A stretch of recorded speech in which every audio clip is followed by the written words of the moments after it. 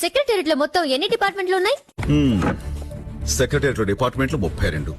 మన రాష్ట్రంలో మొత్తం జనాభా 7,57,27,541. అందులో మగవాళ్లు 3,82,86,831. ఆడవాళ్లు 3,74,40,730. వాళ్లలో చదువుకున్న వాళ్ళు 4,03,64,765. చదువులేని వాళ్లు 3,53,62,776. పంట భూములు 1,35,50,000 హెక్టార్లు, బంజరు భూమి 21,00,000 హెక్టార్లు. ప్రభుత్వ ఆసుపత్రులు 1,757. పోలీస్ స్టేషన్లు 1,500. పోలీసులు 83,532. మన రాష్ట్రంలో ఉన్న జైళ్లు 151. రైల్వే స్టేషన్లు 653.